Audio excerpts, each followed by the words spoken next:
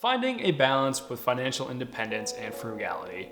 Personally, I've taken it to the other extreme of being too frugal, and my life was negatively impacted because of it. Balance. It's something that needs to be advocated in the financial independence space.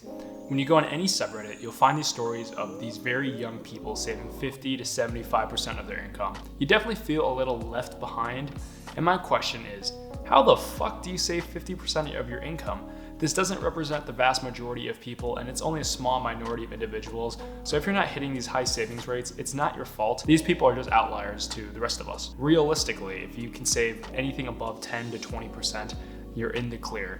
Most of us have liabilities. Some of us have student debt, sick parents, and just have a standard of living that we're not willing to give up. I guess that some people can make the argument that you're living a too flamboyant of a lifestyle and you need to downsize. And my thing is, it's like, I don't know, if you're genuinely happy while striving to find a balance, I think it's okay to live a little excessive in certain areas of your life. Find some things that you find deep fulfillment from, and definitely keep doing the things that make you happy, while obviously saving in other areas.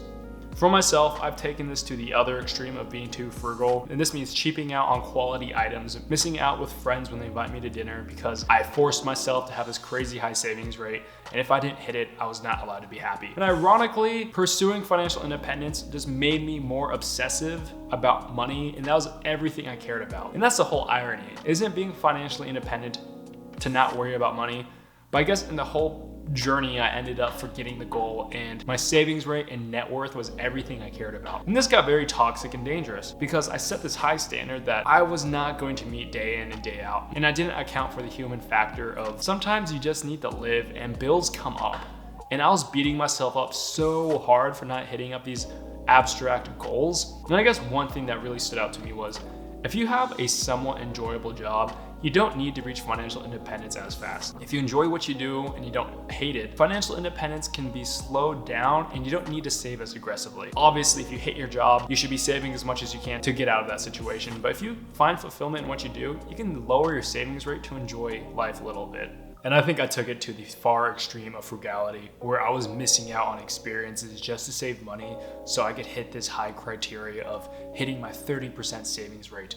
So I was declining invitations to dinners, family trips, and I guess depriving myself of material items that would have improved my life over the long run, just so I could hit this percentage that was advocated in this book, so I could feel like I was doing something.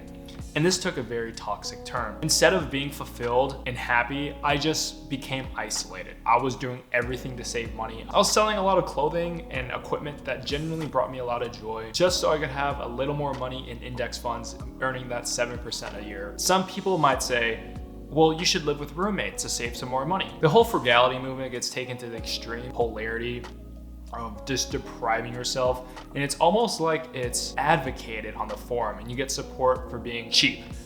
And I don't think this is very healthy, because everything you do, you start measuring it in money. Every interaction, driving a mile to see your friends, you're like, oh, well, that'll be $5.80 of gas. And then you start going to get drinks, and then the first person buys a round, and then you're like, oh, thank you, I was able to get a free drink. But then you don't offer to get the second round just to save some money.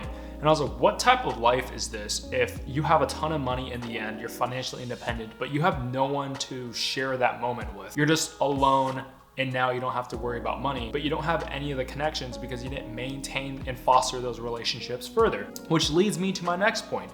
Just because you can't measure something doesn't mean it doesn't matter. So what do I mean by this? I think money is this oversimplified yardstick to measure success, and it's such a terrible way to go about it. An example would be if your boss asked you to stay late to work, but you have dinner plans with a genuine friend you have not seen in a long time. And most people would advocate, okay, cancel the dinner plan and go to work. But wouldn't you say you're neglecting that friendship? And most people would say it's okay, because you can't measure the success of the dinner with a friend. You can't measure that in monetary goals.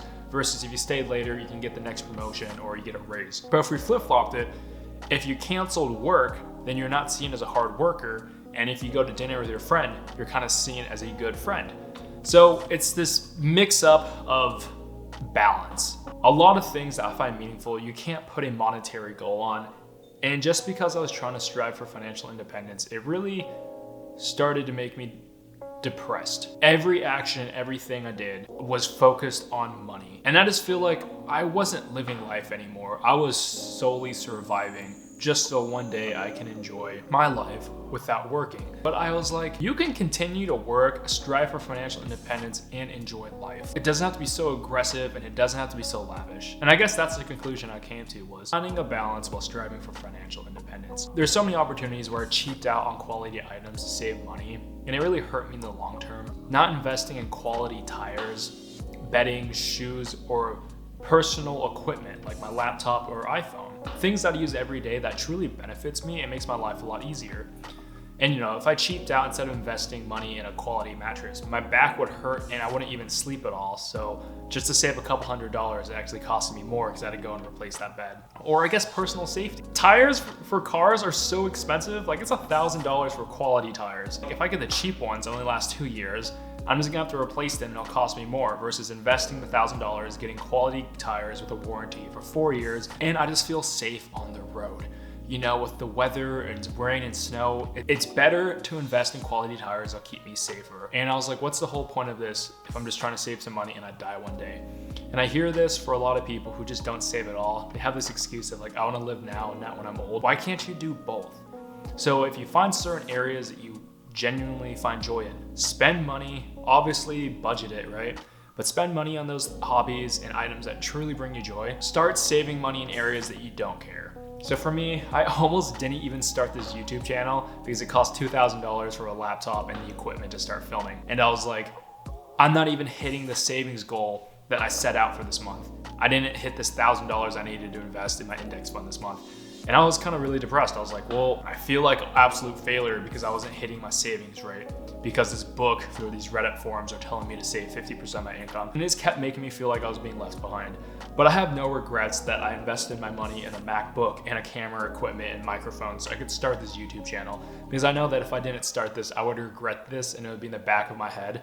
And the difference would be what? So I have $2,000 more in my index funds, that's earning 7% a year, versus this YouTube channel can actually grow into something that I'm so passionate about and I can do public speaking for a living one day. And the trade-offs are so tremendous.